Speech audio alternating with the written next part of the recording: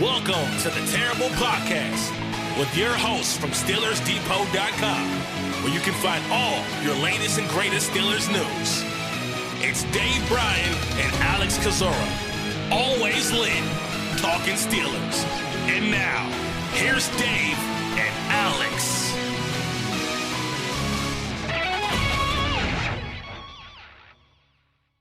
Welcome to the Terrible Podcast, Season 12, Episode 109. He's Dave Bryan. I'm Alex Kozora, SteelersDepot.com. Thanks for joining us here this Wednesday. Dave, how you doing? Another busy couple of days for the world of the Pittsburgh Steelers. Yeah, absolutely. We got a little bit more to talk about here. And, man, how did the Penguins lose on Ben Roethlisberger night of all things? What a nice tribute they had to him on Tuesday night there. And they lost that game to the Rangers 3-2, and Renegade didn't even work during the game. They tried that, and not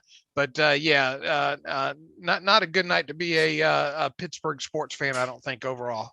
Needed to borrow a couple of those goals from the Red Wings game. Yeah, absolutely. And the Pirates too. They sit down or optioned off one of the kids back to the minors too, didn't they? Yeah, O'Neal Cruz, to the chagrin of many Pirates fans. And I get why they did it for the rule service manipulation stuff, but you like to have something to be excited about with the Pirates for the first month, and that's not going to happen. Are you excited about the new Top Gun movie? Super, man. I was so thrilled, been edge of my seat. No feelings about it. That obviously was a huge movie back in '86. Huge. I mean, big time. Obviously, Tom Cruise is top king of the world at that point. And it was my wife loves that movie, and I love the movie, and I haven't seen it in a while. But usually they do these sequels wrong. You know, you watch them and you say, oh man, they never should have made that one. I'm kind of hoping that's not the case with this one, but they'll get my money, I think. Well, the upside with the new one is that it will be in color and not one of the silent movies. That was '86, right? That was silent movies in black and white. I got you. Yeah. We had to pop our own popcorn by the fire. Yeah, I got you. Good one. Mel was roasting me there on Twitter. She was really hammering me pretty good today, though, about just making jokes at my expense. So I'm dishing it out, but I'm taking it as well. So, anyway. You never were into the Rambo movies, I guess, either, because that was before your time too. I'm taking it. The only thing from that era, the Claude Van Dammes and the Schwarzenegger and all those, was the Die Hard. I'm big into Die Hard. That's like the one movie series that I've religiously seen. I'm all about Bruce Willis fighting, Jeremy Irons and whatever circumstance they're in. Not a Christmas movie. We're off to a bad start here, Dave. We're gonna anyway. All right, Dave. Let's jump into some Steelers news here. Pittsburgh always keeping us busy. Another signing on the board. Not a strong safety, but some depth here, it appears, with Genard Avery signed to a one-year deal that was announced on Monday by Sirius's Adam Kaplan. So one-year deal. I don't believe we know contract details. Correct me if I'm wrong on that, Dave. I might be wrong about that. But Avery, formerly of the Browns and the Eagles, a guy that we looked at actually pretty closely coming out of Memphis, and now a little delayed, but he's finally in Pittsburgh. Yeah, those kind of guy that checked a lot of boxes there. I even had him in one or two of my mock drafts several years ago there on top of it. And no, we do not know the contract terms just yet. In fact, I don't think the Steelers have even made the deal official. We know there's a picture of him signing the contract, but they have not officially announced it yet. I don't think it's hit even the NFL transaction wire yet. So it's usually like 2 days after it does that. But it's a one-year deal, and we know how those things work with the Steelers, right? Those are usually vet minimum, vet benefit contracts. Mm-hmm. That's probably going to be that as well too. The only question is how big a signing bonus did he get? The minimum or the maximum he can get for it to qualify was the 150 something thousand we talked about the other day. On players like James Washington got from Dallas and stuff like that. I would imagine he got probably close to the max on that to kind of attract him and getting to sign. And that obviously comes with a decreased salary cap hit because of that. You pay the base salary cap charge of what a second-year player would be versus what a 4-year player, which he is. Then you tack the signing bonus onto that. So I'm betting that's what it's going to come in overall there. Now, let's talk about Genard Avery, the player. I don't know how much tape you remember back from his Memphis days and all like that, but one of the biggest things with him coming out in Memphis was, what the heck is he? Mm-hmm. Because he played off the ball, he rushed off the edge, real athletic player. I remember coming out of Memphis, but and his measurables had him more fitting on what the Steelers look for on off the ball linebackers, based on, or as opposed to, what they look for in outside linebackers. I think he came in right at around 6 feet, 250-ish, 240 to 250-ish, right around in that range there, and spent a year, I think, with the Browns, and then was traded off to the Eagles, played the last couple seasons, I think, with the Eagles there. What does this tape show? Well, Josh Carney ordered up three games, and I just went ahead and watched those 3 when I sent them over there for Josh to do and write up the report on him. Not a lot's changed with him overall coming out of Memphis. You do obviously get to see a lot more, I think, edge snaps with him with Philly, and they used him a lot on the edge there. Was more of a rotational type guy there. Pass rusher, not a lot to get excited about overall. I mean, he does have some speed, he does have some power, he does have some speed to power with the bull rush there, but you don't really see any pass rush arsenal consistent with him, at least none that wins on a regular basis with him. It would be nice if he had a nice kind of kind of swipe or rip move that he could rely on. He tries all that stuff. You don't really see it. Usually when he wins, it's speed around the edge, or it's just straight bull rush where he shocks somebody back and bowls them over there. You see him get caught up in the tackles, tackles catching him, the bigger tackles kind of catching him and know how to work him there.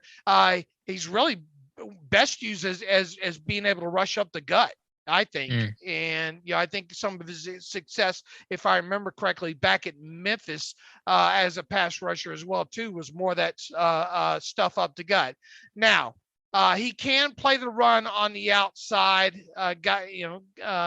Does a fairly good job of setting the edge. I tell you what jumps off the tape still to this day about him, Alex. I mean, you put the film on, he's always chasing after the football.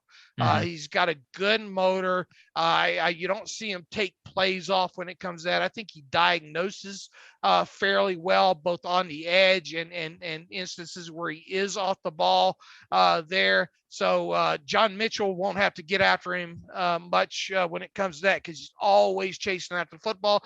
Fairly okay when it comes to tackling. I think he breaks down well in space specifically. And quite honestly, I think he's, they dropped him quite a bit and would do, some hybrid type stuff with him there as well with Philadelphia there.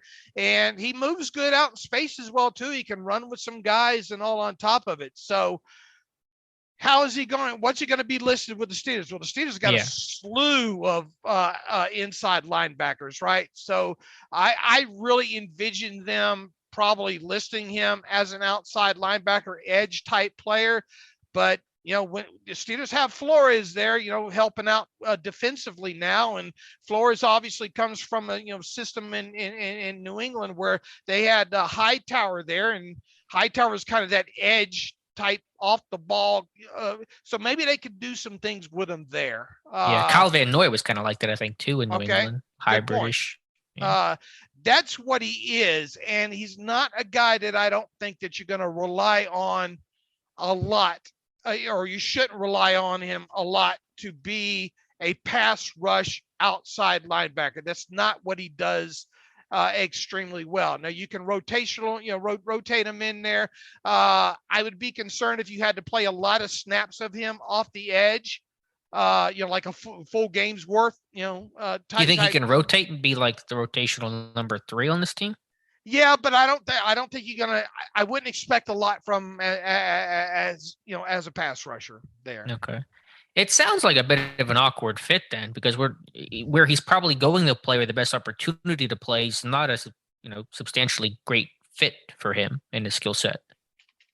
Yeah, you're just not going to get a lot of good pressure or sacks out of him. I don't think he's going to win a lot, out there on an edge as a pass rusher. I really don't.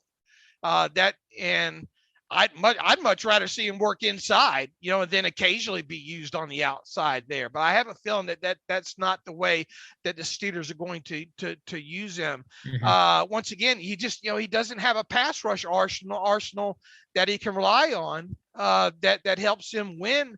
At a decent rate there, and he had 4 sacks or something his first season with Cleveland. I think a lot of those came twisting inside. I think maybe one off the edge or whatnot. Right. Wasn't he playing more as an edge guy in Cleveland, and then was kind of been a bit more of an off-ball role with the Eagles? Is that a fair statement?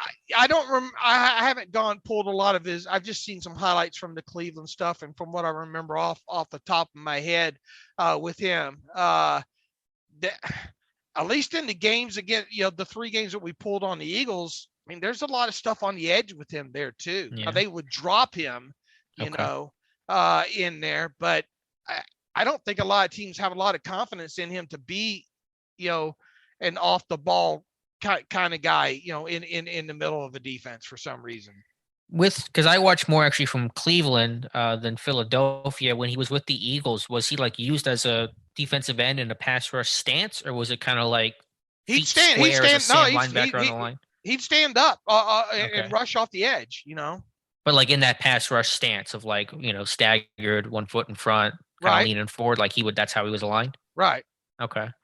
But the sack production wasn't there. I mean, it was 2 or 3 sacks in his, 2.5 seasons with the Eagles. So, I mean, based on the depth chart, it sounds like he's going to be an edge guy. I mean, I think there's going to be flexibility there. And I know in Pittsburgh, especially in their over fronts against, 12 personnel, 22, heavier run sets, they'll move some of those off-ball guys or those edge guys to an off-ball and put them in the A-gap. We'll see Watt there. We'll see Highsmith there. That's where he'll probably excel the most with you, especially if you pass rushing from there, because he can rush plays, right. But you can, on occasion that you do, and, we have seen them move TJ around and all like that, then occasionally pass rush from inside too, but he's not the pass rusher. Obviously Vince Williams was up the gut, but he can cause some havoc that way, Yeah, from what I saw from him, and then I thought Josh did a really good article kind of breaking his game down, Avery's game down, was that he's a high energy, active hand use, chase after the ball kind of guy. It's a lot of effort stuff. He is a good athlete. He does move well in space. It's an interesting body type, listed 6 foot 250. I don't know if his weight's still 250. He looks a bit lighter than that on tape, but I'm not quite sure. But just has some flexibility and versatility and kind of played. And who was the Browns DC in 2018? It wasn't Ray Horton, was it? No, I'm drawing a blank. I'm gonna have to look that up. But just kind of has played in some systems and some schemes and worn some hats that I think Pittsburgh will ask him to do. So I think maybe there's some, Taco actually, he looked more comfortable than I thought, but it was a system that felt pretty foreign to him. And I think maybe for Avery, it's going to be a bit more natural in Pittsburgh. Let's see. It was Greg Williams. Williams, yeah. Well, I mean, he had that aggressive system, sometimes too aggressive type system. So, and obviously Keith Butler's gone, so we'll see how things change a little bit. But yeah, I mean, it's a little undefined. When he came out, I had him envisioned as a 3-4, maybe a more of a strong side linebacker in that sense. But I mean, he was athletic enough too, where you could think he chases all over the place. And once again, I think he diagnoses well, and I think he tackles reasonably well too. He's good, kind of keeping his feet clean and avoiding trash, even when he's out on the edge. Now there is some tape. George Kittle got him a couple of times, but George Kittle gets a lot of guys, right? Puts him flat on his back there. He can get swallowed up by some bigger players, but there's a lot of effort in him in trying to fight off blocks. And he does have active hands, and especially on the edge, you just don't see him win. The win rates aren't there. As a pass rusher or run blocker or run defense or both, or just saying as a pass rusher? I mean, I concentrated more on him as a pass rusher than I did run defender. But I mean, you do see him be able to set the edge and either force stuff inside like he's supposed to, or be able to string stuff out to the sideline. Yeah, from what I've seen and some of the clips that Josh showed, he's not small, but he's short and lacks length, 31-inch arms, 6 foot, so he will get engulfed by some of those. Every tackle he's facing is going to be, towering over him. Every one of those. He's a real poor man's, James Harrison from that build standpoint, and you don't see many. Squatty. When you think of Steelers outside linebackers these days, you obviously don't think about the 6'6" guy like Taco Charlton. But you do think about some, along the lines of a 6'2" to a 6'4" type guy, with a little bit more length, and he obviously doesn't. He's more short in stature. Yeah, they're going like the opposite body type from Taco to Avery. It's like a 180 in terms of the type of guy. So we'll see how the fit is. Special teams value seems minimal. Yeah, I guess we both hit on the word there, but he'll have to do some of it. I mean, I guess he won't have to. Ingram didn't, Taco didn't, but you like that number 3 to provide something there. And then, Tuska can compete as a number 4, and whoever else is in that mix, there'll be other names and drafted guys, whatever the case may be, to fight for an additional job. 31-inch arms, 10 1/8-inch hands. So the hand size is there. And he gets your hands on you pretty good, but you don't even really at least in the 3, you don't see any like push pull stuff, and he will try. He does a good job of kind of swimming over people at times, and trying to, if he gets his hands inside on the chest plate, he can bull rush even some of the bigger attack. And that the bigger they are, the taller they are. Usually I think the more, probably you're going to have some, too bad Allen Villanueva is still not in the league. Probably has some luck getting inside his chest and all, because more of those shorter stature pass rushers were able to do that with him. But just not a lot there from a pass rush standpoint. And I at least from what I've seen, probably pretty comfortable at least watching him, play against a run so far. I think Josh kind of came to the conclusion probably better against the run than he is as a pass rusher. Where it's more exciting with him overall is just the ability to play out in space, to be honest with you, and dropping and all. Yeah, I know they don't do that a lot, but maybe they can do a little bit more with Avery. Ingram was not a guy that was good backwards. Taco going backwards, not much of an asset there. So it just seems like an energy guy, an athletic guy, and is going to play hard, and that's always important. So do you think you're going to like Avery or Taco better as an edge guy? Who do you think is going to be the better fit and better player for Pittsburgh? Man, we didn't see really hardly enough of Taco, though, did we? Well, I mean, you saw him the back half of the year. I know he got the moving train and all that, but I think we had a decent field for what Taco could do. I mean, as a pass rusher, it's probably a wash. As an edge setter against run, maybe Avery's a tad bit better. I think Avery's going to be better out in space, by far. Would you still strongly consider drafting an edge guy? Like you're in that. Okay, yeah. This isn't an answer.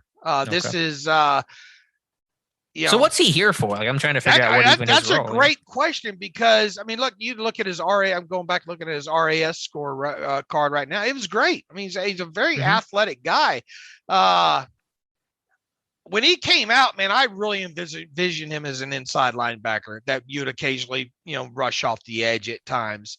I think he's a kind of a fish out of water, rushing him off the edge. Okay.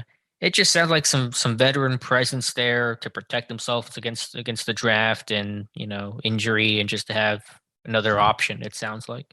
Well, think of it this way though too. When you look at your inside linebackers right now, Devin Bush, right? Miles Jack, Robert Spillane. They re-signed him, but I mean, what's your comfort level with Robert Spillane? At this point, Marcus Allen. I mean, what is he? I mean, Always an inside linebacker. That's what he's been. Right, but I mean, what is he? What does he give you? I'd much rather have teams. Right. I'd much rather have Avery in there at inside linebacker than I would Marcus Allen, to be honest with you. Yeah, but I think when you get to those guys, the Allens, the UG3s, then it really becomes a lot about special teams value, okay. And that's where those guys cut their teeth. And Avery has never really been a core guy there. Maybe that's going to be his ticket to try to make it. Well, maybe. I would much rather see. I have a feeling the Steelers have him as an edge guy, but I think I've always thought he's a better fit off the ball. Okay, yeah. I mean, we'll see how they use him. I think there could be different ways. From what you remember about what do you think about him as a pass rusher off the edge? I mean, I'm trying to think way back. It seemed like he had some success, kind of in more that traditional edge role with Cleveland, and kind of some of the clips that I saw. So. Maybe this will be a bit more of a natural fit for him. I'm not sure. But I felt like coming out that he was going to be more of an off-ball guy. I forgot to even look at what PFF has on him on his win rates and all. Yeah. I mean, it doesn't sound like they're very good, and the numbers don't seem to indicate they're going to be terribly high. Right. So, I'll start pulling these up while we continue to talk here. Pass rush grades, edge. Let's go to the Eagles real quick here. Yeah, I'm guessing the numbers aren't particularly pretty. All right, this ain't loading for some reason. Maybe I'm going to have to log out and log back in. Let's see. But yeah, that rookie year, down. It's down. No, it's not down. It's just not loading for some reason. All right, carry on. But yeah, his rookie year, 4.5 sacks, and he got 14 quarterback hits. So I'd like to see more of him on the edge. And I think from a depth and opportunity standpoint, that's where he's going to have his best chance to make an impact on this team. Okay, here it is. I pulled it up here. Kind of something wrong with the computer, I guess. Avery, in fact, they don't, let's see, there's 2000. They don't even list him as an edge. They list him as, what do they list him as? Linebacker. Just off-ball linebacker. Yeah. Pass rush, true pass set. Let's see, or pressures. He had 5 total pressures. He had a sack, 2 hits, 2 hurries. True pass rush. Let's see, 174 pass plays, 88 pass rush sets. What's the difference between a pressure and a hurry? I've not been able to articulate. What they total pressures out at a pressure is one of a sack, hit, or hurry. A total. So if you have 10 sacks, 9 hits, 44 hurries, that's 63 total pressures.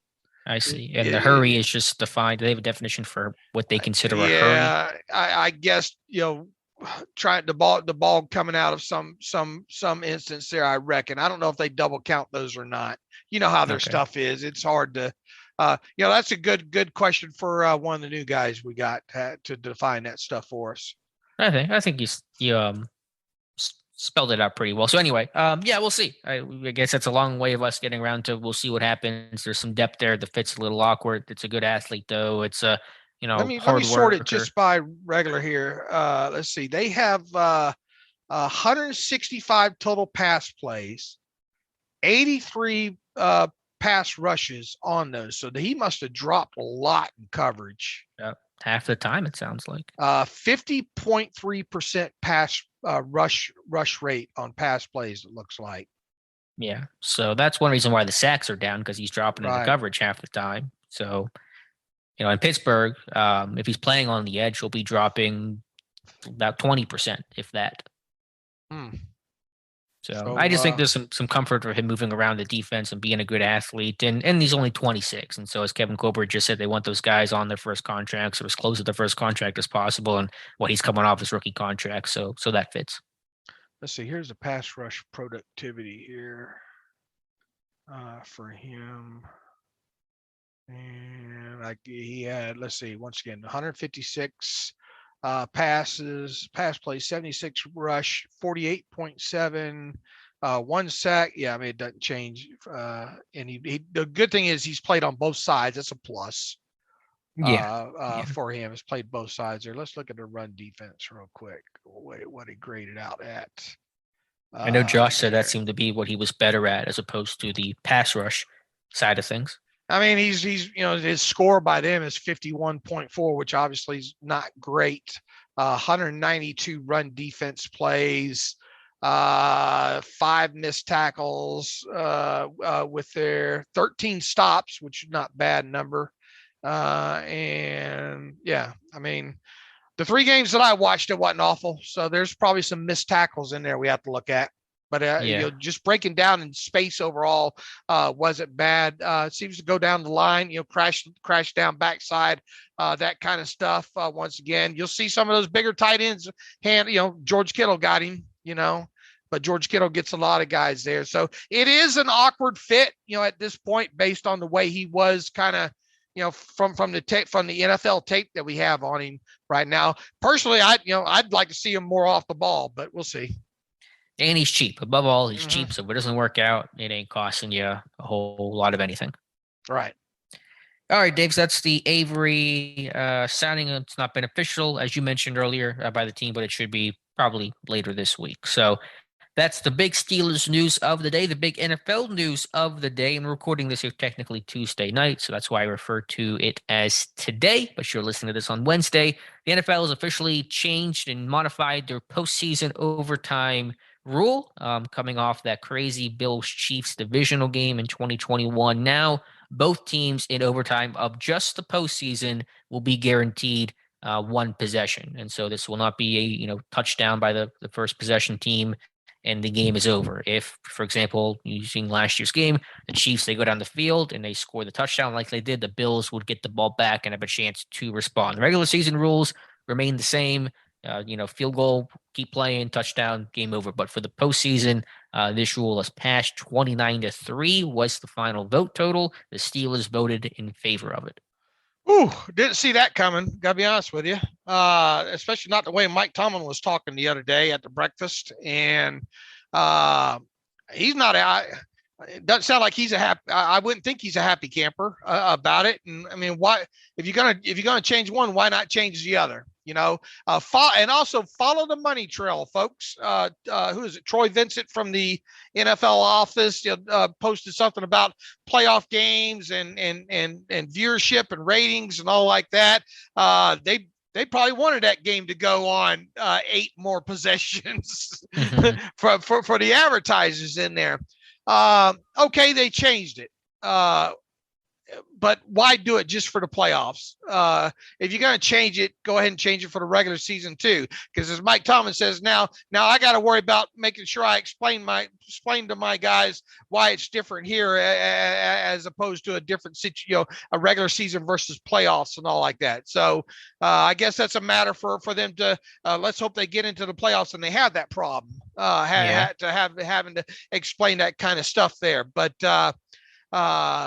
I guess the big thing is that one game, the Chiefs versus Bill game, and they probably would have liked to seen that go a couple more possessions if they could have, and end up having an arena score to that one by the time it was all over with there. But okay, I mean, it is what it is. Move on, and it did pass a big majority. There are only 3 teams voted against it, and the Steelers were one of the teams that voted for it.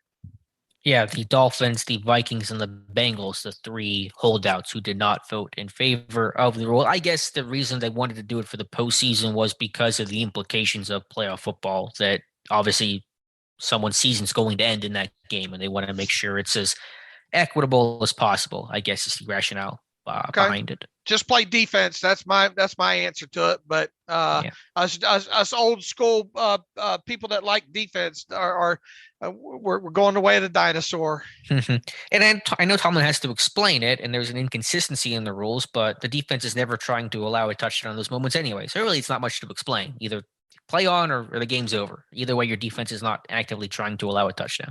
All right, so what's next? No blitzing allowed or whatnot, like in the Senior Bowl or whatnot? I don't know. I don't think it's going to get just when are we going to start making this more about, where the defense can play some, where it's more important? Yeah, I understand that. My terrible take on Wednesday, I don't have a lot of strong opinions about overtime. I will tell you one strong one I have, though. I want it to be 15 minutes. I hate they cut it down to 10. And I think if it ever gets to the point where this rule gets implemented to the regular season as well, you almost have to go 15 minutes because your risk of ties are going to increase, exponentially if you're allowing both teams a possession. Ties are already way up, I think, higher than they should be. You've had 5 over the last 5 years and nearly a 6th in the Raiders-Chargers game last year. And ties are the worst thing about football in overtime. So I think they need to go to 15 minutes.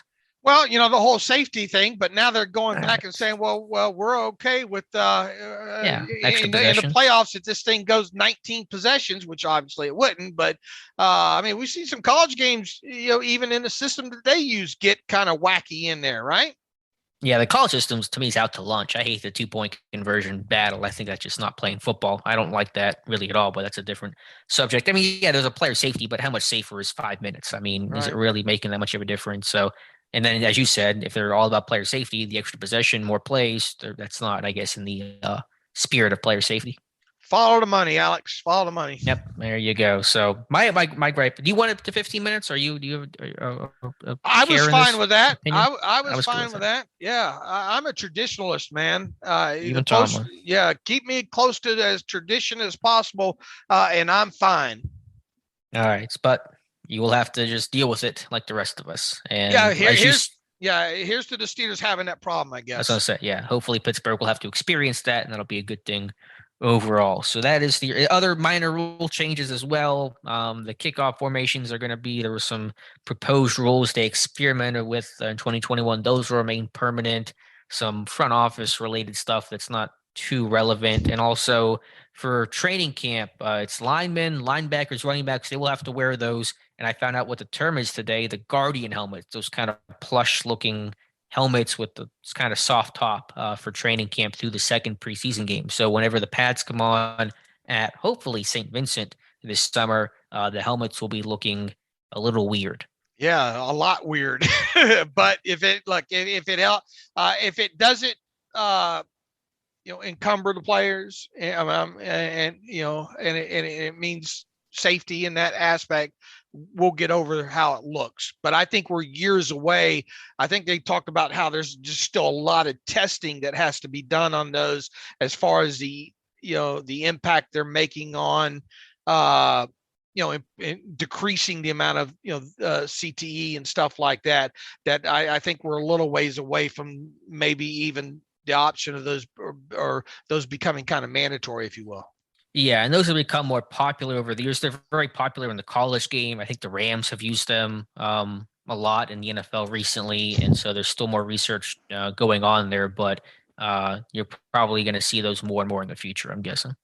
And wouldn't you think we had figured this stuff out by now to make that stuff safer? We can put a man on the moon, and but yet we can't protect heads with new technology, and we still measure first downs with 2 sticks and a chain. Yeah, you're really going Grandpa Dave on us tonight, Dave. And look, that part of hey, I'm willing to expand, right? I'm a traditional with the 2 sticks and the chain, but can't we get that stuff more precise nowadays? And look, I'm all for protecting these players. I think it's sad to see some of these old players and even players that played 20 years ago having the issues that they're having and all like that. So I'm all for making the game safer, especially head area and all like that. But I just kind of thought we'd be moved along quicker on this stuff than they are now.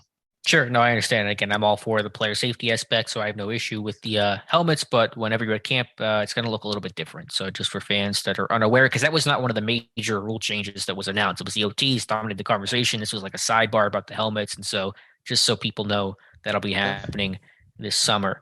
All right, Dave, let's switch to the NFL draft here. Got some draft news. So again, quarterback talk dominating the discussion today. Report out from Pro Football Network's Aaron Wilson. The Steelers have met with not one of the top names in this class, kind of a sleeper, South Dakota State quarterback Chris Oladuncan, who's, as you informed me, has kind of been everywhere. He started his career at South Florida, then transferred to Samford, and then finished things out at South Dakota State. According to Wilson, the team, or Oladuncan has met with the Steelers. I don't know exactly what capacity that means. Meeting at the with the Jackrabbits, I think they are, at their pro day recently. They had Matt Tomshow and Phil Kreidler of the Steelers, and so there was some fairly decent representation for that pro day to watch him, and also your boy running back Pierre Strong. So Oladuncan, a name to get familiar with. Yeah, an interesting prospect, a kid that ended up going to he didn't get a combine invite, but he did go to the NFL PA Bowl. And just looking back some of the stuff from this past season on him, a mobile guy, kind of shorter stature guy though, 6'1". And are we in the land of where shorter quarterbacks are going to be the thing now, or what? Yes. I'm imagining so. I guess the old days of the 6'5", 228, 230-pound guy, that's no more, because it can't be mobile enough there. Oladuncan, 6'1.25", 207 pounds. Careful here, Alex. 8 7/8-inch hands on him, according to his NFLPA bowl measurements. Which, by the way, thanks to them, those people back when that happened, shot, because we didn't have access to the weigh-in and all, and they shot that stuff right over to me right after the game. I was real thankful for that, to kind of have that to kind of work into some charts and all like that. But 15 games last season. He completed 238 of his 382 pass attempts, 3,164 yards with 25 touchdowns and 7 interceptions, rushed 73 times for 166 yards and 2 touchdowns. He also caught 2 passes for 32 yards and 2 more touchdowns. One of them was a trick play, obviously, with a double pass to Pierre Strong there that fooled the defense there. Got some arm strength to him. He can put it down the field. Just a little bit of stuff that I looked at him. He's able to extend the play. Some kind of exciting extend the play action with him being able to make some plays out of that kind of stuff there. Nice touch on the football. Some good back shoulder type stuff from 20 yards out and all. And able to work all areas of the field. So I didn't go deep into him whatsoever, but if we get through the draft and the Steelers haven't drafted, and I think he's still going to go undrafted. If he is drafted, I think he's a 7th round type player. Why not just get him on the phone and give him this, work out a deal and bring him in undrafted that way? There's some team I think will take him to camp that way there. The only way I think he lands with the Steelers is if you get through the draft and they didn't draft somebody. I think he's a perfect option to be that undrafted camp 4th arm for you. Right. Yeah. And just to be clear, as you mentioned, we're talking late day 3 undrafted, probably highly likely to be undrafted type of guy. Right. So somebody in the comments of the article say, is this guy like a top 50 pick? No, he's not. He's going to be real late. And I would not draft a quarterback in the 6th, 7th round. I would not draft one basically past the 2nd round. So if you're going to get him, you don't get a quarterback at the top, do it through the undrafted process. So interesting guy. Apparently has, and I have not seen this play, but he actually did a Reddit AMA and Ask Me Anything earlier this year. Had a trick play against North Dakota State where the ball was snapped through his legs to Pierre Strong, who threw a touchdown. Have you seen that one yet? I did not come across that one. I came across the other trick play that he caught one. Have to check it out. So some fun in that offense apparently. But yeah, well-traveled man.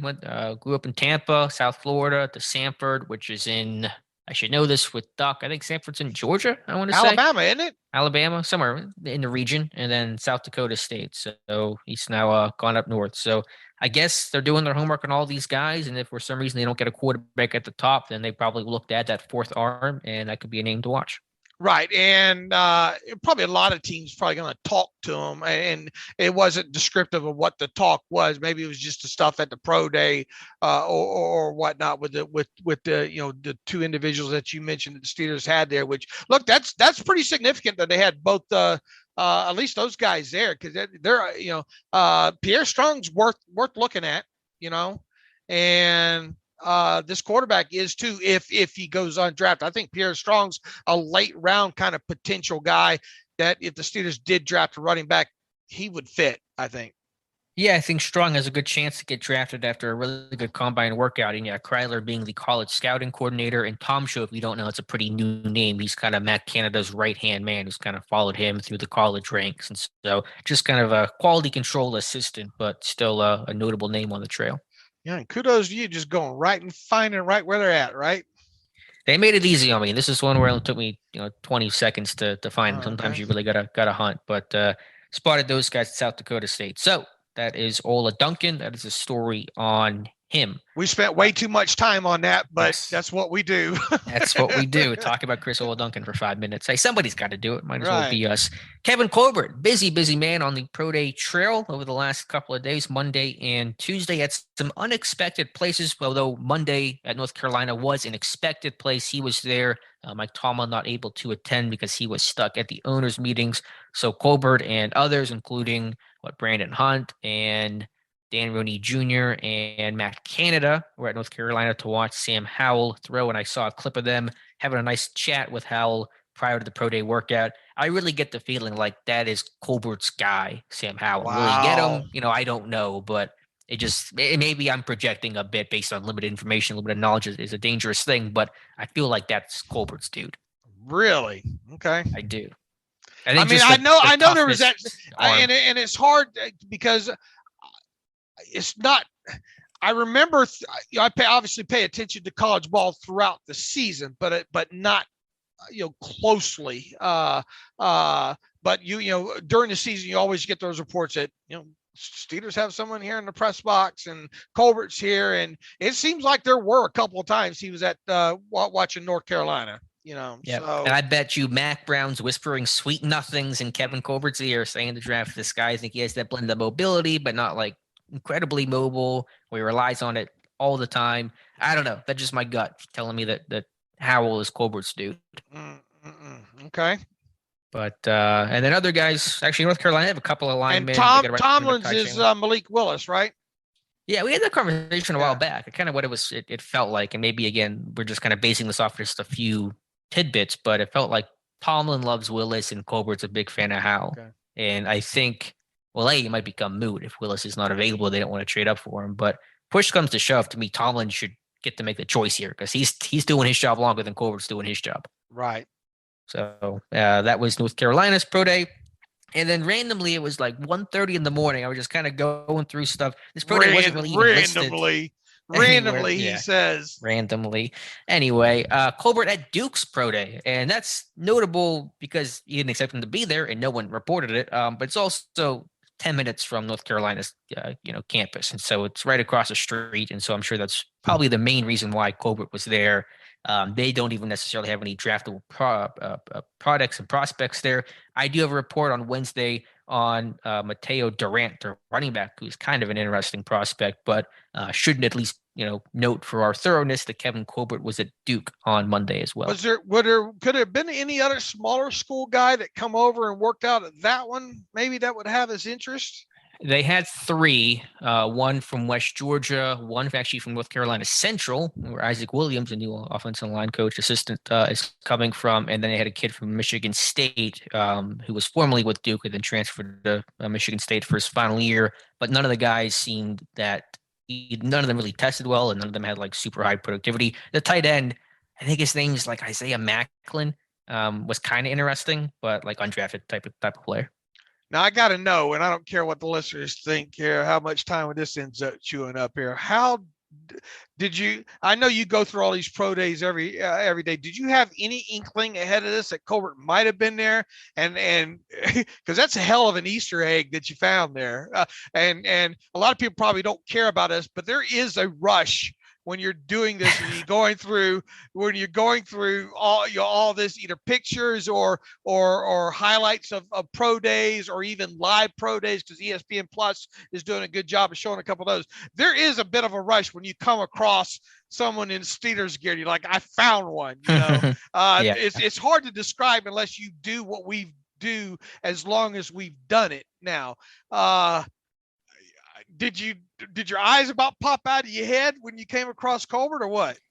It took a second because I just started scrolling through a photo gallery of like 100 photos, I think, on Duke's website. And just one of them, I was like, I kind of do a double take and went, that's Colbert. Why? I went, oh my goodness, why is Kevin Colbert at Duke? So I was not expecting him to be there.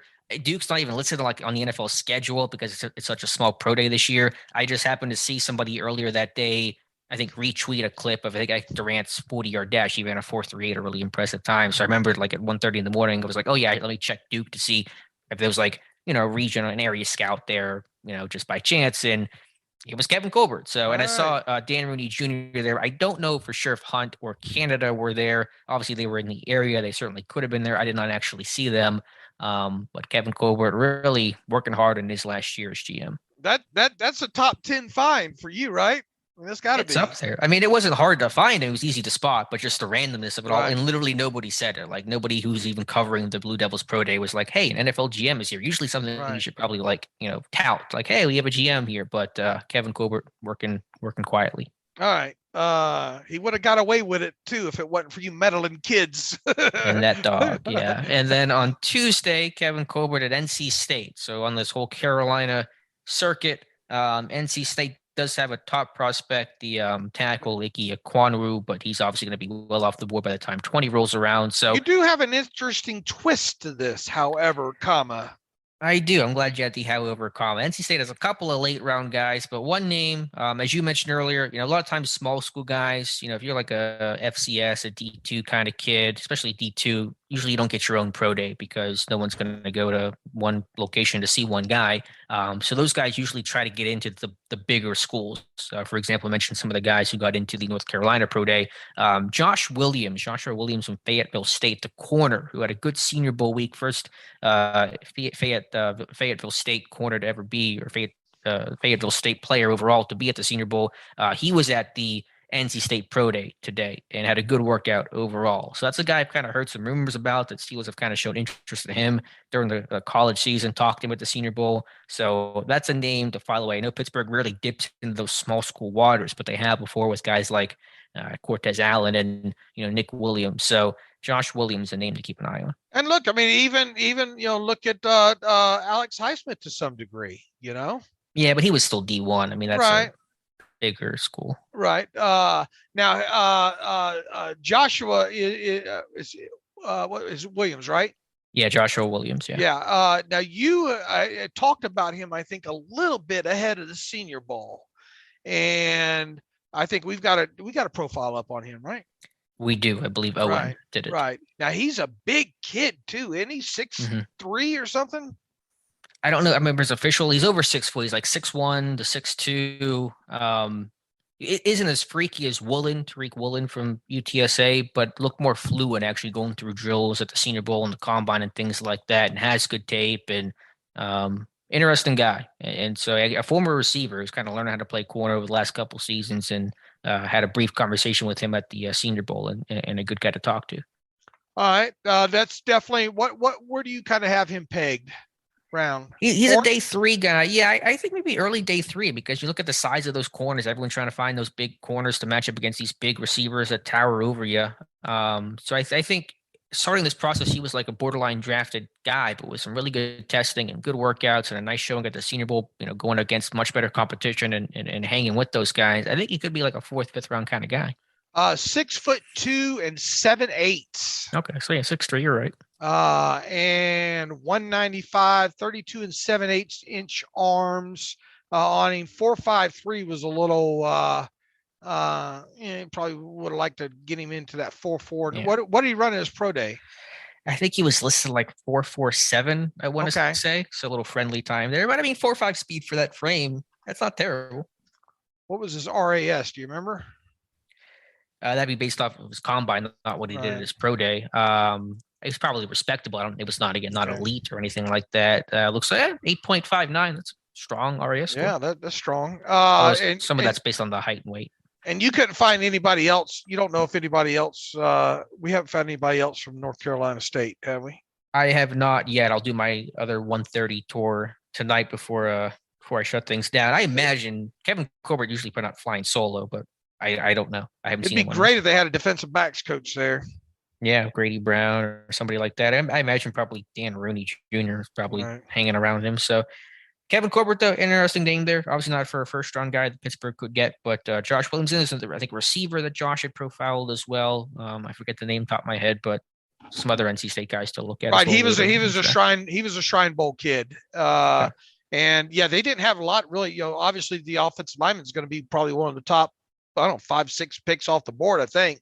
The Icky or whatnot, but and then I think they had the running back, what do they call him? Bam Bam Knight is there, and then I think they had a punter that got invited to the combine. Okay, and then the wide receiver we have a profile on was at the East West Shrine Bowl. So yeah, I think Williams and that receiver, the top names to watch there, and obviously it's local NC State being at North Carolina. So Colbert said over the weekend he'd be at 4 more pro days. There's 3 of them there: NC State, North Carolina, and Duke. Assuming all those were planned, maybe Duke was just like, okay, Duke's going on, I'll hop on over. But according to Colbert, that leaves 1 left that he's going to attend. Yeah, and that very well could end up. Well, I mean, the Alabama's pro day tomorrow. They're not going to miss Alabama, right?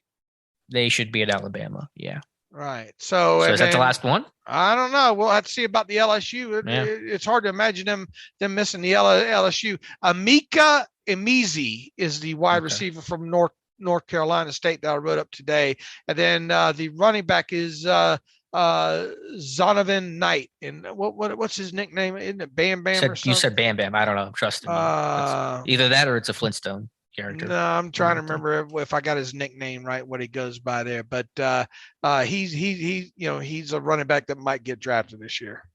Now I got to know. Bam Bam Knight. If you made that up, I'll laugh. They said Bam. I think it might just be Bam Knight. It looks like. Okay. I think you are thinking Flintstones with Bam Bam. All right. Yabba dabba doo. Not a lot of other notable pro day stuff. It's just Bam. It's just Bam. Just Bam. We have found the heck out of Rick Repriche this year. Oh, Lord. We're going to get some restraining orders against Rick Repriche. Rick, I'm sorry. I'm not trying to find you. You just happened to show up in all the photos. Someone on Twitter said, well, he needs to troll you one of these times and wear a Where's Waldo shirt. I would pay for that. Rick Repriche, if you by chance are listening to this, if you want to go out and get some glasses and a Where's Waldo shirt, I'll pay $100 and I'll pay for all your gas and time. Let's cap it at $200, Rick. But if we can get you captured at a pro day wearing that would be stellar. I'm sure he's listening.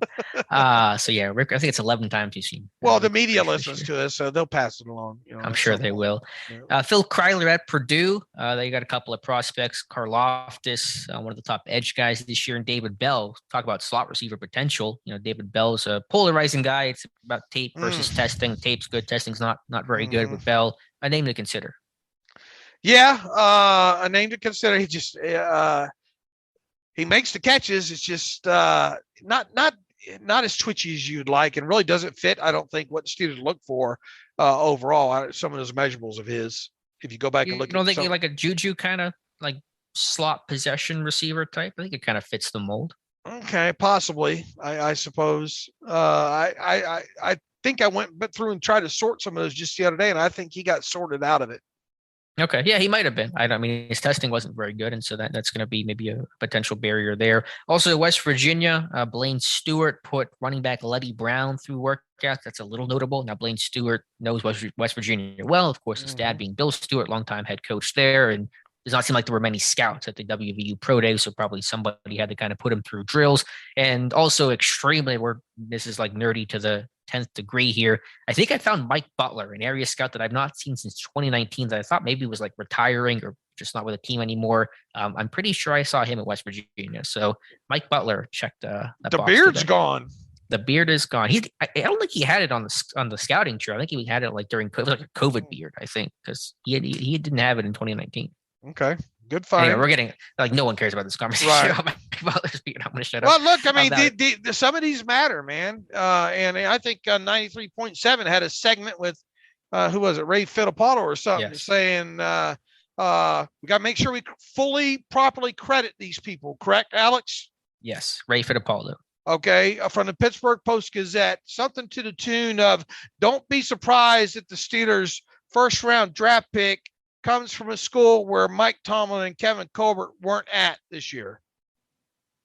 I haven't listened to those comments. Did he expand on why he thought that was a possibility? I'm afraid to, but that's the general context of what he said.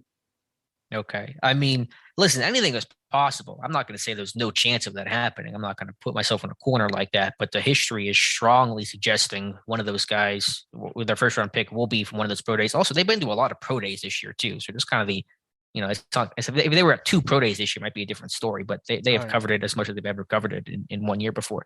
Right. And we expect them, at least I'd be shocked they're not at Alabama tomorrow, first thing.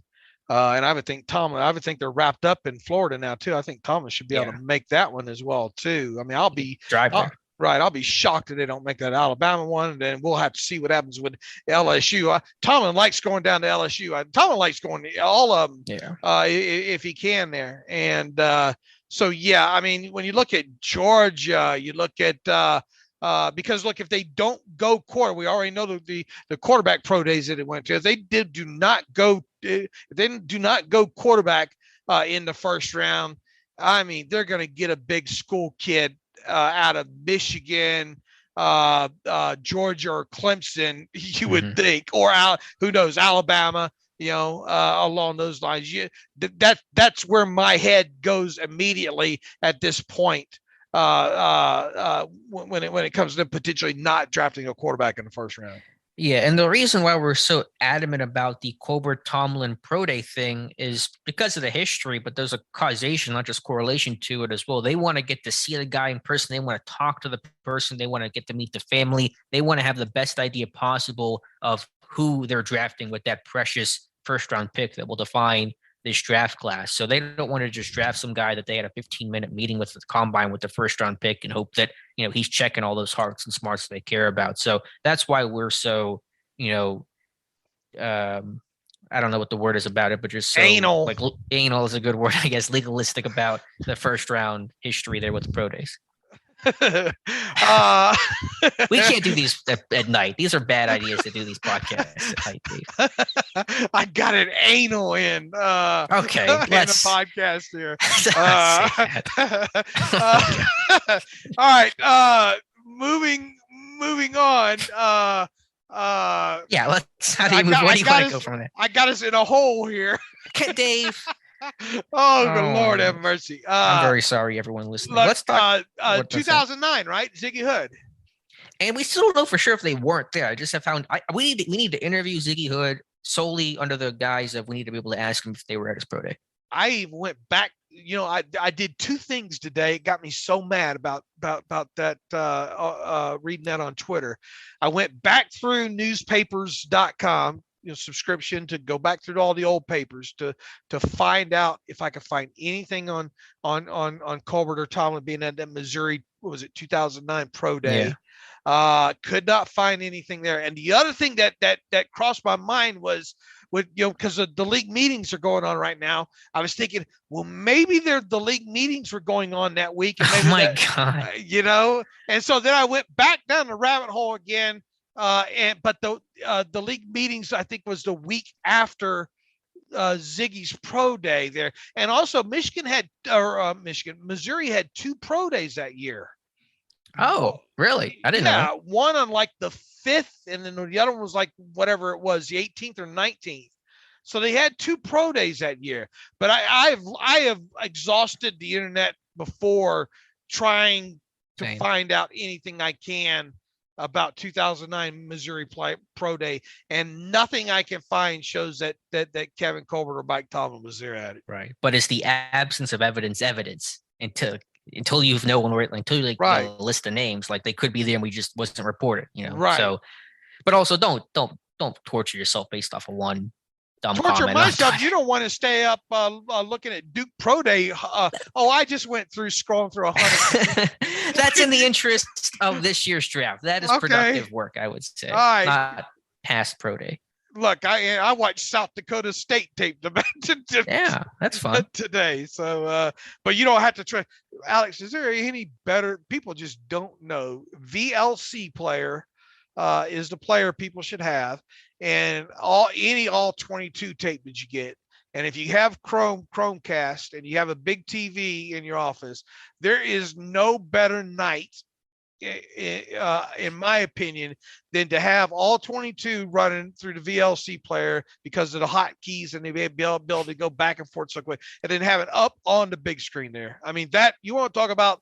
And I got an hour of that the other night, I think, watching the Eagles film that way there. But boy, you want to talk about being in heaven. That is heaven. You're an easy man to please, Dave Bryan. This is why women live longer.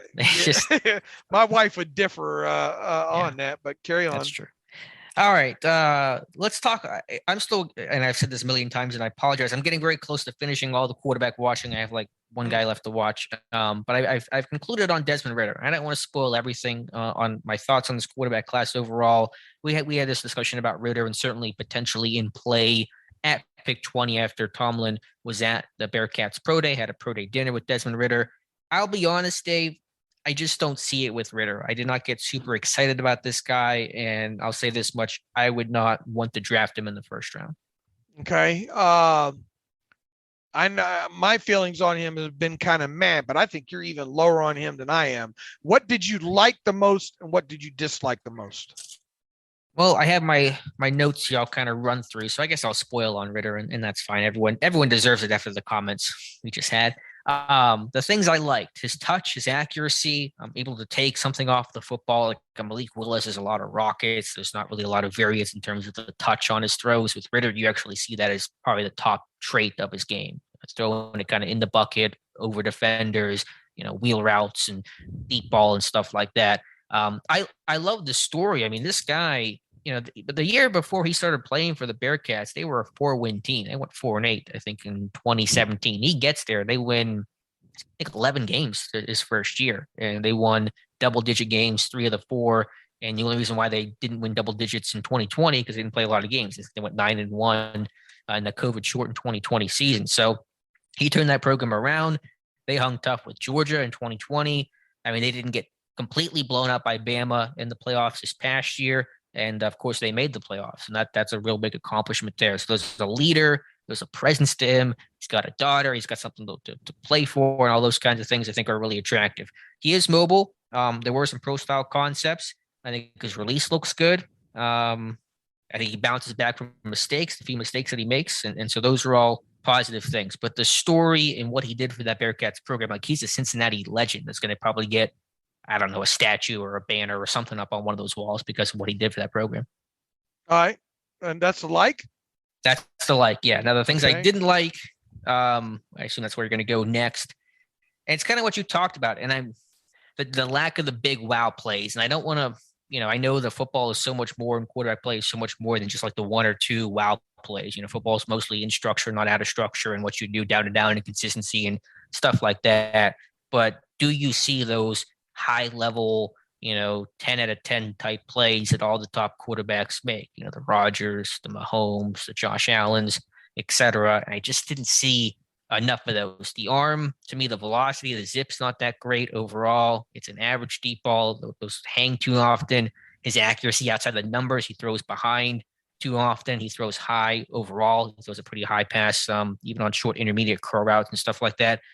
His frame is pretty slight. Despite being 6'3", one of the taller quarterbacks in this short class, he gets a ton of batted balls.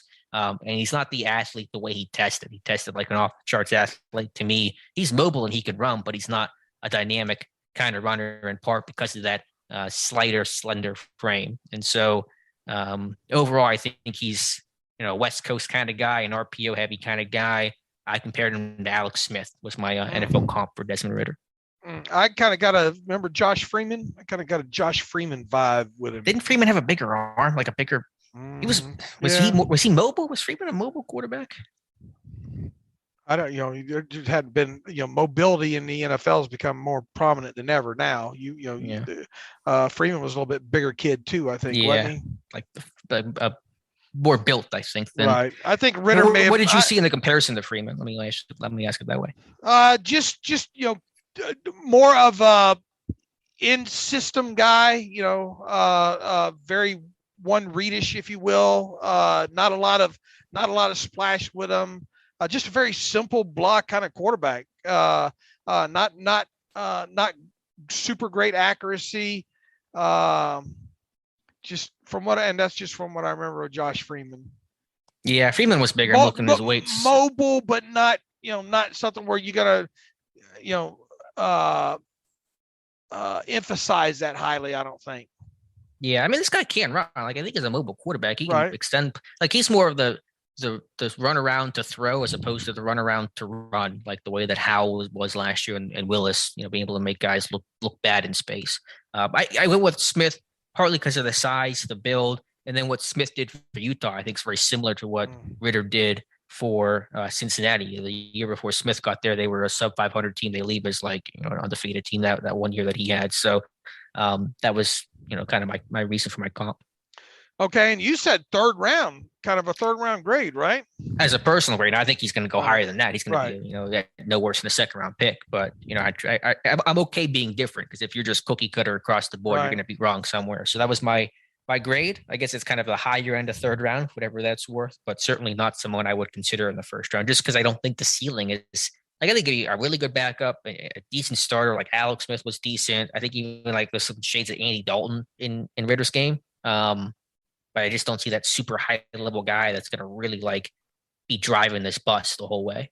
Where do you have him kind of in relation to Baker? Maybe, I mean, not Baker, Sam Howell. I like Howell more. I have a higher grade on Howell than I do Ridder. Howell seems like he makes more big time throws. I think the arm for Howell's better. And I think as a runner, there's a toughness to his game that's impressive. Right. But he's another guy, though, I'm not sure you want out there running around, a lot of design stuff, but you can. He tries to play big too, though. And I think you're going to end up taking a pop one time, Yeah, I'm spoiling half of this, but my comp to Howell, I mentioned the David Garrard stuff before, both kind of Carolina guys, similar stocky build. There's some Jake Locker in Howell's game. And I say that in the mobility, but also kind of this reckless abandonment as a runner. Like, Locker just would try to run over you, and Howell tries to run you over as well. And sometimes he does. Probably won't work as well in the NFL level, I'm sure, but that's kind of the style is kind of similar. And nobody hates comps more than me. I hate doing comps. And I know players too hate being asked, who do you compare your game, game to, that kind of stuff there. But I mean, it's Malik Willis and Kenny Pickett than the rest, right? And it's really still going. Corral's impressive. I'm watching some of Corral. I think Corral's a really interesting guy. Any thoughts on Corral? I don't see the sizzle with him either. I think the release is, first of all, just super quick. I think, and the accuracy and some of that short game type of stuff. If Pittsburgh really wants to be a short game type of offense, which they've been or attempted to be the last two seasons, I think he's a really good fit. I mean, I'm not sure. I'm not done with him, so I don't know where I completely fall in. He's a slight frame guy. There's some fumbling issues that I've seen so far with Corral as well, but that quickness, that release, and some of the yak throws he's able to create for his receivers is pretty intriguing. He's another one too. I mean, obviously, and regardless of who they draft this year, if they draft one, going to have to sit. But he's one that would certainly have to sit, I think. Yeah, I don't know if I'm there yet. I mean, I don't know if he would have to sit or not. I'm not sure. I know Willis will have to sit. I don't know where I'm at on the other quarterbacks, if they have to sit or not. All right. Where are you on conviction, where the Steelers should be on conviction now? We've brought this up in several different angles kind of in the past before. And your view is, if you like a guy, you go get him. Okay. I'm with you too. Here's the thing. I find it hard to believe they have 3 or 4 favorite quarterbacks in this class. If they do, shame on them. If they're sitting there, well, we could live with if this one falls to us here. I don't think that's the way they should be. I think by now at this point, they have to have their favorite. I think they have to have their clear A. And if they think that A is a franchise quarterback that could be a franchise quarterback for 10 years and win them a bunch of games and maybe, a Super Bowl or 2 down the line, then either they think that or they don't. If you think that you have one identified in this class, and don't tell me there's 2 of them, because there's not, I don't think, then where's to sit at 20 and just think and hope and pray that kid's going to fall to you, I think is just, then you don't have the conviction in him that your grade is. Mm-hmm. So, my view on this now, and nobody, and it's been this for a little while now anyway, since I've watched all the tape. And they've gone to all these pro days now, whoever your guy is in this class is, I think they think it's Willis. Maybe you think that it might be Howell. Whoever it is, go get him. Yeah, when I talk about trading up, it comes back to the grade. So if there's a tier 1 quarterback who's alone, like this is like super high A grade, top grade we're giving to this quarterback, and there's a big gap between the rest of the quarterbacks, then you go get that top guy. If you have that truly high grade on him, you love this guy, you think he has a really good chance to be the answer at the position. And the question, though, is just how many first-round grades are they giving on these quarterbacks? Maybe there's one guy that has a really high first-round grade, somebody else has a lower first-round grade. How do you handle that? It's going to be maybe the question. So, I think it's conceivable they have first-round grades on more than one quarterback, though. Yeah, I'm not buying it. They gave Mason Rudolph a first-round grade, so can't they give? I'm not buying, though, how you can have, well, if then this type situation here. Well, it'd be like, let's say Trevor Lawrence was in this class as a slam dunk number 1 overall pick. You'd have a super high grade on him, then higher than the other quarterbacks probably, but you're not going to be able to get that guy. I think it's all about want, and there's got to be one in here that they want. Sure. And they should go get that want if they are strongly have a strong conviction about him. No, I'm with you. I'm the same way. I think if there's a guy that has a grade that's separating himself from the rest, let's just say it's Malik Willis, has a grade that is a tick or 2 above all the other quarterbacks in this class. Not only is he a tick or 2 above, but it is like, in that super high category of like, we strongly believe this guy's going to turn out to be a franchise quarterback, a long-term option who can compete in a very, very competitive AFC North and AFC overall. Then yes, you move everything to move heaven and earth to get that guy, because your grade is your grade, and you believe that that's going to all pay off in the end. And look, someone say, well, Dave, why wouldn't you say that every year about any kind of player there? Well, to some degree, if you really think there's that Troy Polamalu out there, then you go up and get that special kind of player, right? But let's face it, they just they don't do that every year, at least, and we don't know how hard they try to maybe trade up every year.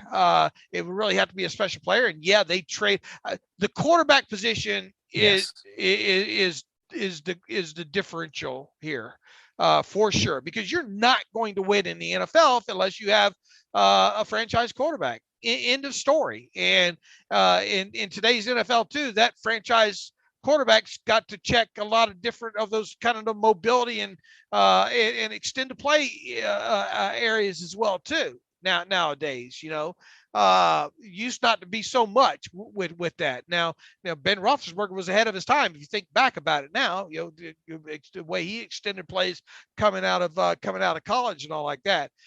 My point being is the quarterback positions like, now look, I talked about this on my terrible take too. As bad as it looks like the Devin Bush pick is and was at this point, hey, they stepped up to conviction, didn't they? They said that is a guy that we want. and we're going to go up and get them. Now, we can complain till the cows come home that, man, that was a bad choice, and why didn't they see it coming? But at least they had the conviction to go up and get a guy that they want. And you have to give them some credit for that. Now they got to fix their scouting, so make sure it doesn't happen again, right? But you are going to miss on that. But you have to give them props to some degree of at least identifying their guy and going and getting that guy and not waiting to see if he's going to fall. What was it, 20 back then, a couple of years ago there. It should be that times 4 with a quarterback, in my opinion.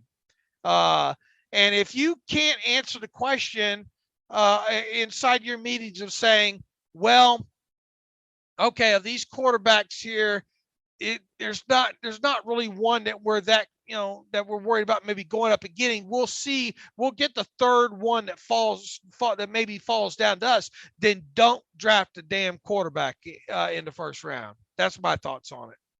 Yeah, I understand and I agree. And that's why I think it's certainly conceivable. People say, oh, this team won't trade up for a quarterback. It's too much capital. They trade up for Devin Bush. They trade up for an off-ball linebacker. They'll trade up for a quarterback. I mean, I know usually Pittsburgh stays put in the first round, but when they move, they go up. They've only gone down once ever in Colbert's tenure. That was in 2001 to move down 3 spots and still got a good player in Casey Hampton. So this team does not like to move down. They will move up. They went up for Troy. They went up for Holmes. Went up for Devin Bush. They can. And it's certainly possible they would go for a quarterback. And to the question of, why would you not do that for every other player every other year?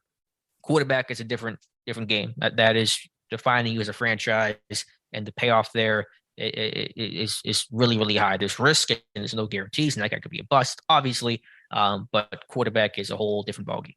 And look, we could take 100 listeners, put them in a room, and say, which one is worth trading up for, if any? Which one would you not trade up for? Which one should they stay? We would get so many different answers on that, and so there are going to, if indeed they trade up, there are going to be fans that are pissed that they traded up and give up whatever they gave up to go up. And a lot of them will think, oh, well, that's good. I'm glad this guy was a good reason for them to do it. Others would be no. I mean, you're going to get that across the board there. To me, and people say, Dave, would you, I got someone on Twitter the other day said, would you trade up for Malik Willis? Well, it doesn't matter what I think. Now, I understand I do what I do because people maybe like listening to my opinion occasionally. But here's where I am and where I've been on the quarterback class for a while. To me, it's because of the upside, it's Malik Willis. Okay. If they deem Malik Willis, and I miss on the quarterback position like everybody else, folks, and don't let anybody tell you they got it down to a science, because they don't. But if let's say Malik Willis is their guy, and they are convinced that is their special kind of player, and I think they like everything about Malik Willis. And I think they're prepared to also let him sit a year, which they have to do here. Yes. If that's the guy, then you don't just sit at 20 and wonder if that guy's going to fall. If you're not convicted enough, have enough conviction to go up and get him, then don't draft a quarterback in the first round this year. Go a different direction. Try it again next year. And that's why I'm at the point now that if they stay put at 20, then I'm hoping they don't draft a quarterback. Okay.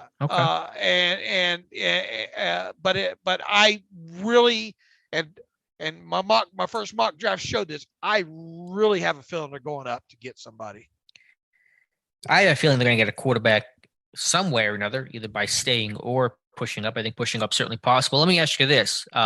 Who's your second favorite quarterback in this class? Because it sounds like Willis is your clear number one. I really don't have one. No. So you think it's Willis or bust to you? Right. And it's just because I'm interested to see what I deem the upside of Willis is and whether or not he can reach that. Okay. Yeah, I understand. I mean, you're in no way, shape, or form is he a finished product right now. Nowhere close. But the traits are there that have you curious about what maybe he can become. And it's up to the coaching staff and whoever to try to get him over that, get him to at least that next level in his progression. And I think he's got a potential maybe two jumps, in him. And obviously, the first couple of years might be. I think you can win with him even as early as his first year playing because of the newness and the league trying to adjust to him. Mm-hmm. We see that year in, year out, right? We see quarterbacks come in and say, "Oh Lord, how are they going to stop this guy?" And then Lamar, great example of that.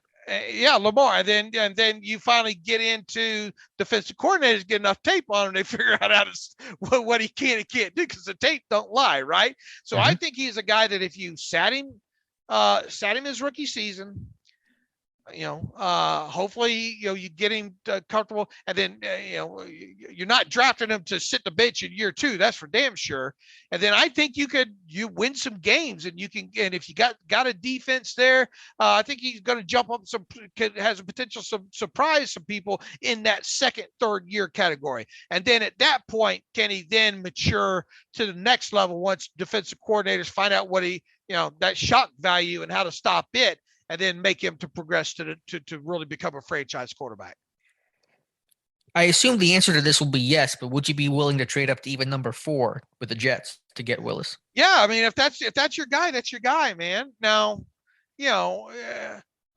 does it matter what you have to give up if that's your guy? And if you believe that is your guy that can take you to the promised land a couple times in the next 10 years, then it doesn't matter what you give up. Right. But practically, is there truly an answer of too much? Yeah, to a degree. Like, what if it takes 2 first-round picks and 2 additional first-round picks, so essentially 3 first-round picks to get him? What do you do? In theory, you should say, yes, we'll take that all day. Right. I mean, people driving off the roads right now. We don't hope people got insurance, but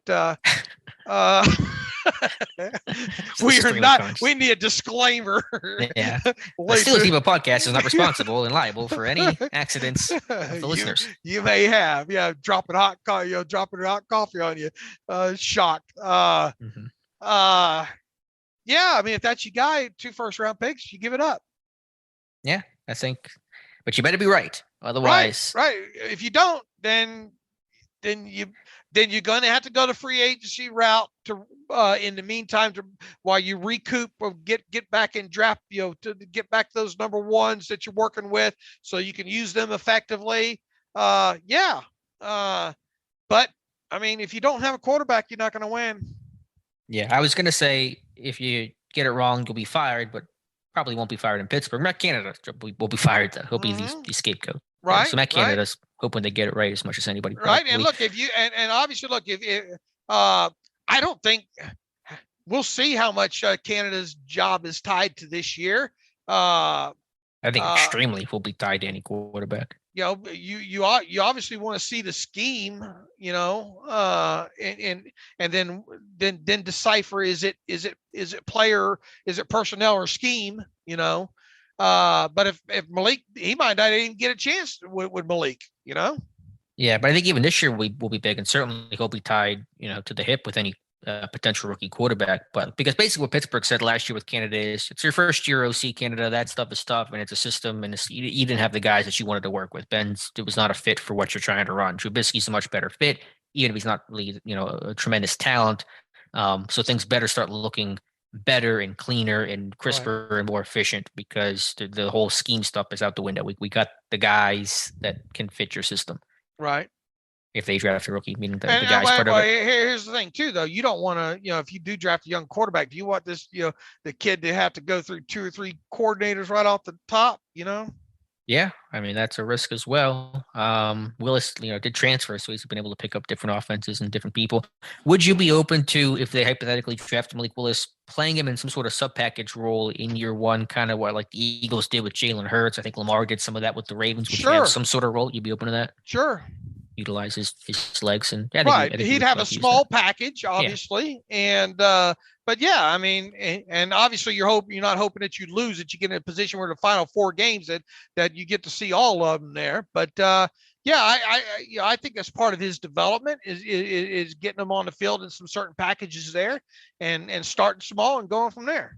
Okay, yeah, I think it's a fair point, and I would agree. But we'll see what happens, and I still think they'll have to trade up to get Willis. I don't think it's going to fall to them at 20. And so I think if they want to get Malik Willis, I think they recognize that. They're going to have to, and how far will they have to move up? I don't know, but I think they'll have to trade up at least 5, probably 10 spots. And it's a bad attitude to have, but I'd start worrying about how our evaluation might be on Malik Willis too if he were to fall to 20. That's a good point. Yeah, I mean, why is he falling to 20? But it's also like, what do you do with that information? If you have a grade on him, you have a grade on him. That's your grade, and you don't really care what the rest of the NFL is thinking. Sure, but if you can't find a sucker at the table, look in the mirror.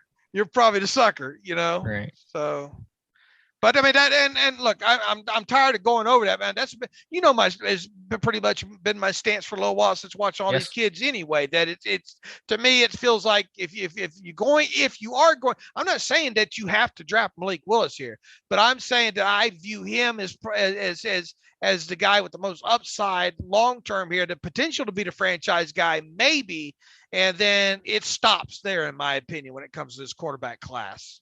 And I would just hate to see them burn a first round draft pick at 20 Howell fell, the third quarterback off the board, Yeah, I'm just reading a tweet about someone thinks that Ben's going to come back out of retirement, and I just kind of broke my brain for a second. Lord. I'm sorry.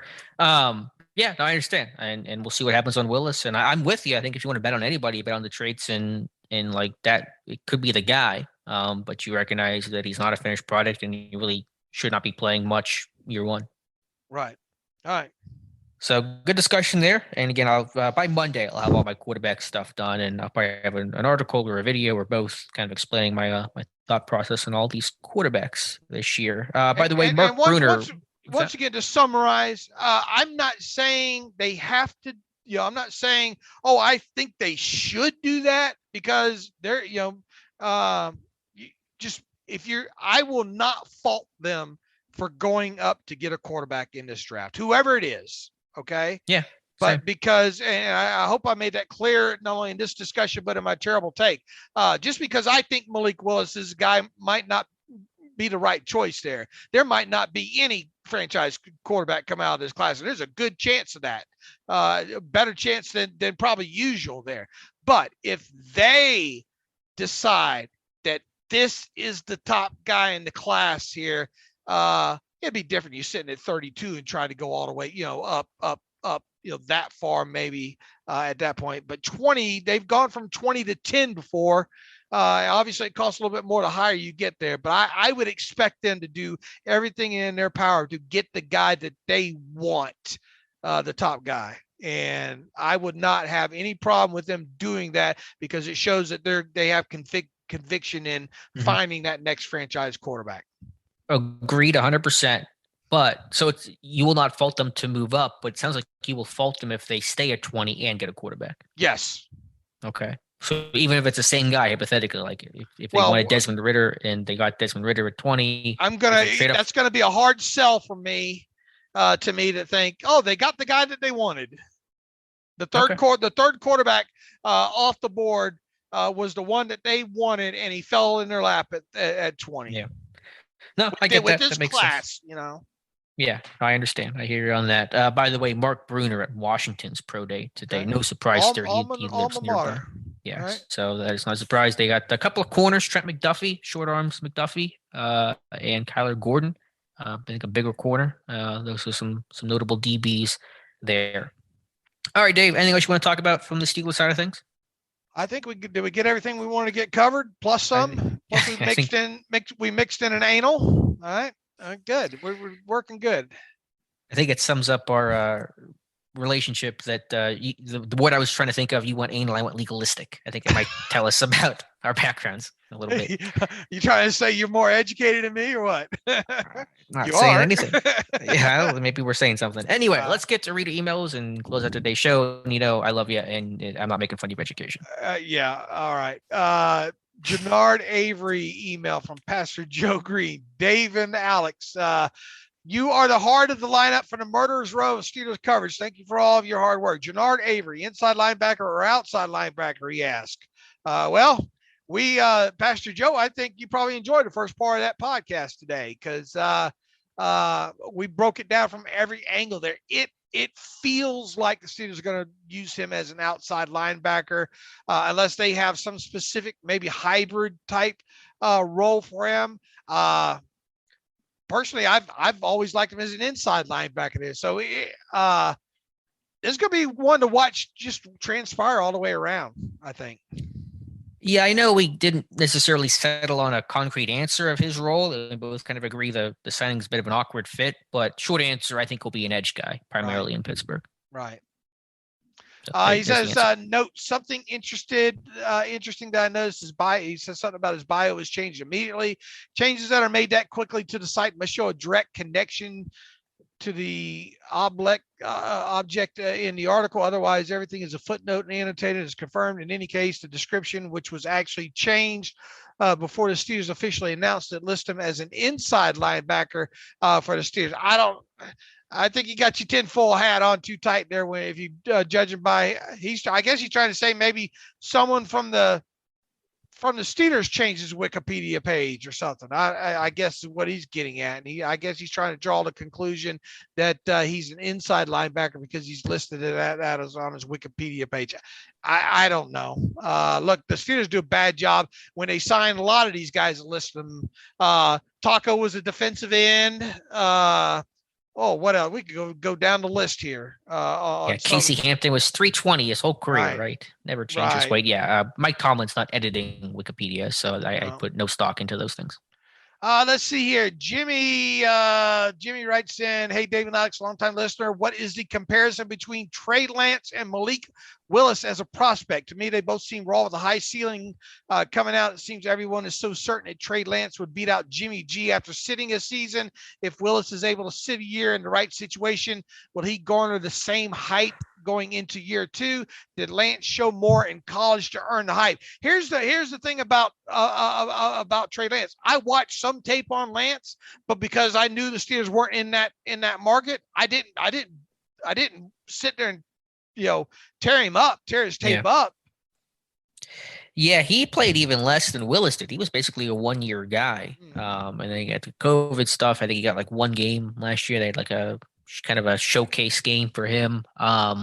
Similar though, I get the comparison in terms of like big arm, athletic, smaller school, not a ton of tape overall, making the jump, those kinds of things. So yeah, I think there's a comparison there. Man, I wish Dave T was still around. I'd love to get his thoughts on Malik Willis just to hear a comparison. He loved Trey Lance, for whatever that's worth coming out. So maybe he would love Willis as well. I'm not quite sure, but yeah, I think there's a good comp there, but we still don't know how Trey Lance's NFL quarterback turned out because he sat on the bench the whole year. So there's really not much commentary we can really give on how does Lance influence thoughts on Willis. Right. Nico writes in, hey, David, I'm a huge fan of the website and show. Been listening for at least 7 years now. Love everything you guys do. I can credit you both for improving my intelligence by leaps and bounds when it comes to the sport of football, and I can't thank you enough for that. Thank you for the kind words. He says, my question is about the wide receiver room. I've heard a lot of people online panicking and suggesting the Steelers need to go out and address the receiver position by bringing in a veteran wide receiver and also addressing the position in the draft or even double dipping at the position in the draft. While I acknowledge we do need at least one more guy in the building, we got nothing in the slot with Juju gone. I just don't think we need to go that wild. Walking into the season with Deontay Claypool, he says, walking into the season with Deontay Claypool, a day 2 or 3 pick, whoever wins between Sims, Miller, and a UDFA and Olszewski for special teams doesn't seem like an awful group. It also gives you the ability to play the waiver wire game if someone you like on another team gets cut. He says, if you guys talk about this recently, I missed it. Thanks for all your hard work. Hope you have a great day. Okay, Nico. Look, Deontay is a heck of an X receiver when it comes to getting open, forcing missed tackles, yards after the catch, can get deep as well, too. The big issue, obviously, is the drops with him. Claypool, what's there to be excited about with Claypool right now, Alex? I don't want to totally give up on the guy. I mean, I'm not talking about giving up. I'm saying what is there to be excited about him right now? Well, still what he did his rookie year. I mean, still the measurables. And if he goes up a little bit and matures, like I think he was starting to do at the end of the season, a quarterback with a stronger arm, all those things can hopefully still a young guy, still a second-year guy last year, kind of dealing with that first real bit of NFL adversity. Had some injuries as well, some turf toe, whatever that's worth. But yeah, it was a bad year for him for sure. I mean, you can still draft a day, 2 or 3 picks going to take you some time to groom him properly, maybe and get what you get some good production out of the field. But they would obviously rush that whoever that is along probably pretty quick. Like they've done some of these other wide receivers these last couple of years, getting them on the field sooner rather than later. And then he goes on to say, whoever wins between Sims, Miller, and undrafted free agent. That's not very reassuring based on Miller and Sims couldn't buy snaps last year, Yeah, and you can still sign a veteran and go draft receivers and let those guys compete and do all those things. There's no veteran receiver signing that's going to you're spending $10 million a year on. So, I mean, you can do all those things. Pittsburgh will add veterans and rookies and see how things shake out. And plus injuries and who knows what else happens. That's all important. Is there wide receiver room concerning right now? Yeah, I don't have much of one. I got 2 guys and a lot of unknowns, and they're going to add to it, and it'll look a lot different here. Come after this time 2 months from now. But yeah, it's a concern right now. I'm concerned as well too, and I think he said he says heard a lot of panicking might be a little strong. Yeah. There, but it's a concerning position group right now.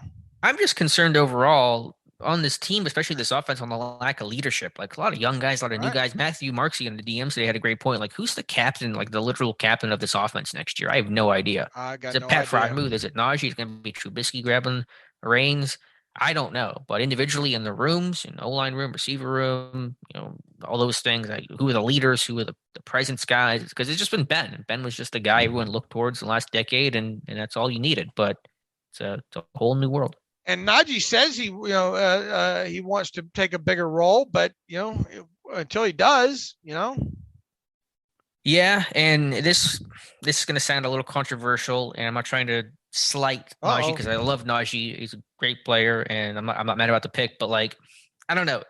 How many teams have their running backs as their leaders, as their glue guy? I just don't feel like it's usually obviously quarterback or offensive lineman, one of those guys or 2 of those guys are kind of the real leaders, heart and soul of the team. And I think Harris can bring leadership and mentorship and those kinds of things. But I don't know. Maybe that's a hot take, but I just don't feel like running backs are the leaders of your offense, just in the way that I don't know, some other position will be that way on defense. I'm not sure what the equivalent defensively would be, but just offensively, I just don't get that feel. I got a feeling that's going to be Matthew's question of the day tomorrow, is it? That's a good. It's probably. Robbie Dugan writes in, "Hi, David and Alex. Hope you're well. My question for both: would you rather trade back to 25, picking up a 5th round draft pick and draft Desmond Ridder, or trade up to 10, giving up next year's 1st round draft pick for Malik Willis?" I think we answered that one. Did we? Is he saying trade back 5 to get Ridder? Is that what the first question was? I think we answered that. Maybe hit on this one, didn't we?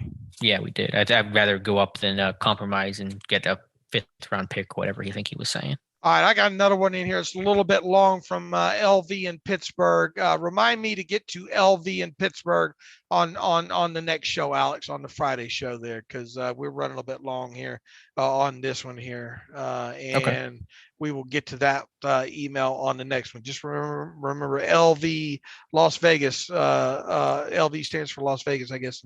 Yes, Pittsburgh in there. So remind me on that. So anything else you got? Nope, that's everything. We'll be back on Friday. Got more pro days. Are there any big pro days? Alabama. Is that Wednesday? Today. Today. Wednesday. Okay, yeah, because we're recording this Tuesday night. It's Wednesday. Okay, got it. And whatever else happens, and strong safety. What's going on? Strong safety. I mean, they're going to sign somebody at some point. They're taking their time. I wonder if they're waiting out. They're waiting out Terrell Edmonds. I bet. Yeah, I think so. That's a good point. All right. Let's see here. You can follow me on the Twitter machine at Steelers Depot. Follow Kozora PI at Alex_Kozora on Twitter. Follow the show at Terrible Podcast. Email the show, theterriblepodcast@gmail.com. Like what we do and want to donate to the cause, go to SteelersDepot.com, hit the donate button up right navigational bar. If you want an ad-free version, go to SteelersDepot.com, hit the ad-free version as well too. A lot of good profiles coming up on the site on through the week, rest of the week and into the weekend as well too. So we'll keep you informed, and Alex and I'll be back on Friday. So as always, thanks for listening to the Terrible Podcast with Dave and Alex.